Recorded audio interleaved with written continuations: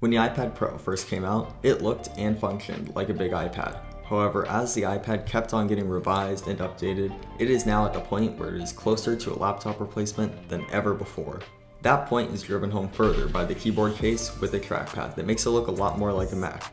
At Apple's spring event in 2021, they announced that the new iPad would have an M1 processor, up to 16 gigs of RAM, and mini LED displays. I want to find out if the M1 iPad Pro is finally ready to be a MacBook replacement. I own a 2020 M1 MacBook Pro, but I don't own an iPad Pro. So I enlisted the help of a friend of mine who's owned the first iPad Pro and the revised 2020 iPad Pro to get a bit more perspective on it. I'll also be comparing the iPad Pro with the Magic Keyboard case, as that is the most similar combination to a MacBook.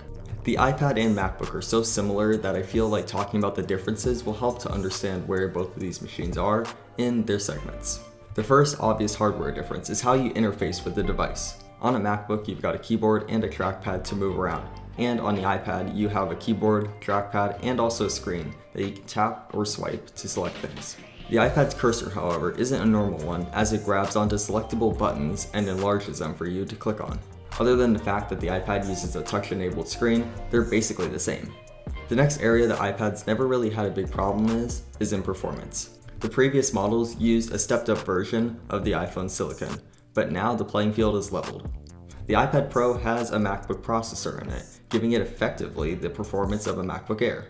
This used to be one of those areas that Macs would take over the lead, since you can add more RAM and have faster processors. But now that you can option up to 16 gigabytes of RAM, there isn't a whole lot left to be desired. The very last area where MacBooks used to have an advantage over iPads are the ports and displays. The new iPads have brought Thunderbolt 4, meaning external display support is now officially supported with up to one 6K display. You still can't have multiple displays, but having the option for one could make some people switch over. The Thunderbolt 4 support also means that the iPad can tap into faster data transfer speeds, making this hybrid tablet a real laptop when you need it. So those are all the hardware differences between Macs and iPads, but what you probably noticed is that the gap is really small between the two. So what typically makes people go with MacBooks instead? To put it in the shortest word possible, macOS. Although the iPad technically runs off of iPadOS, it is still a fancied up version of iOS, which is the same operating system on the iPhone. The difference between iPadOS and macOS is the key thing that is holding the iPad back from becoming a more mainstream device when only choosing one. Here's an example. Let's say that you wanted to download an application from a website on a Mac.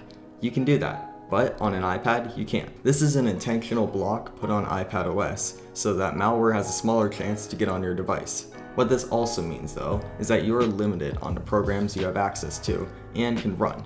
Safari and Chrome still treat the iPad as a mobile device, and it doesn't have the desktop version of the browser ready by default.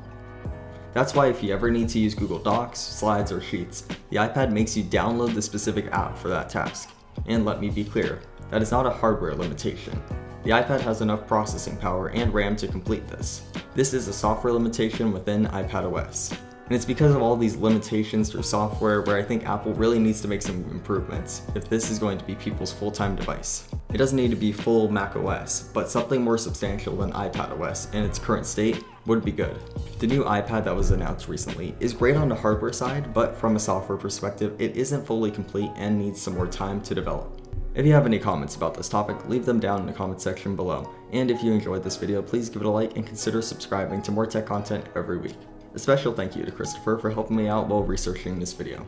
That's it for now, thank you for watching, and I'll see you next time on Tech Device News.